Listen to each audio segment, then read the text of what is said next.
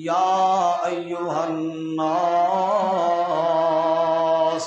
اے لوگو اگر اتنا میرے اوپر اعتبار ہے تو سنو، قولوا لا الہ، قولوا لا الہ الا اللہ۔ آج عجیب اتفاق ہے مفتی صاحب، آج 27 مئی ہے۔ کیا تاریخ ہے جی؟ 27 مئی۔ اور 27 مئی 1980 کو شیخ القرآن حضرت مولانا غلام اللہ خان رحمۃ اللہ علیہ کا جنازہ ہوا تھا راولپنڈی میں۔ آپ میں سے جو بزرگ لوگ ہیں انہوں نے حضرت مولانا غلام اللہ خان رحمۃ اللہ علیہ کو سنا ہوگا۔ آپ میں سے جس نے سنا ہے ذرا ہاتھ کھڑا کرے جی۔ ماشاء اللہ ماشاء اللہ، 4-5 بندوں نے سنا ہے۔ یعنی 26 مئی کو حضرت شیخ القرآن رحمۃ اللہ علیہ کی وفات ہوئی تھی اور 27 مئی کو ان کا جنازہ ہوا تھا۔ تو اتفاقاً ہمارا یہ سبق بھی سیرت کا لا الہ الا اللہ پہ پہنچا ہے، اور حضرت شیخ القرآن رحمۃ اللہ علیہ کے لا الہ الا اللہ سنانے کا ایک اپنا ہی انداز تھا۔ ظاہر ہے ہمارے اندر تو نہ وہ طرز ہے نہ وہ اخلاص ہے، لیکن کوشش میں کرتا ہوں کہ اسی کے انداز میں یہ آپ کو سناؤں۔ سنیے جی، آپ نے فرمایا اے لوگوں قولوا لا الہ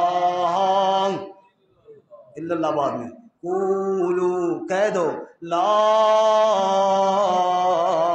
الہ، حاجت روا کوئی نہیں، مشکل کشا کوئی نہیں، عالم الغیب کوئی نہیں، مختار کل کوئی نہیں، عبادت کے لائق کوئی نہیں، سجدوں کے لائق کوئی نہیں، چڑھاووں کے لائق کوئی نہیں، طواف کے لائق کوئی نہیں، پھیروں کے لائق کوئی نہیں، ہاتھ پھیلانے کے لائق کوئی نہیں، لا الہ، حاجت روا زور سے بولو، مشکل کشا کوئی نہیں، عبادت کے لائق کوئی الا اللہ، صرف کون ہے؟ اللہ۔ سبحان اللہ۔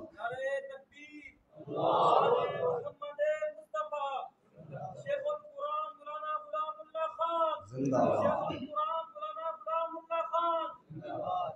لا الہ الا اللہ، عبادت کے لائق کوئی نہیں، صرف کون ہے؟ اللہ۔ یہ سب سے بڑا سچ ہے۔ اگر میری زبان پر تمہیں یقین ہے تو پھر کہہ دو اللہ کے علاوہ عبادت کے لائق کوئی نہیں۔ اور مولانا الطاف حسین حالی نے کیا کہا؟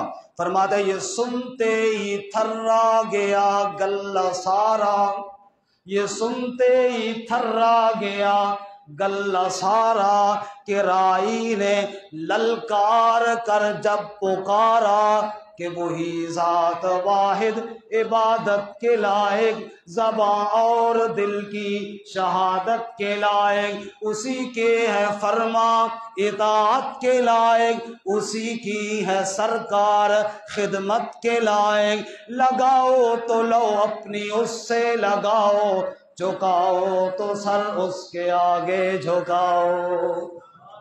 اور آگے کہتے ہیں اسی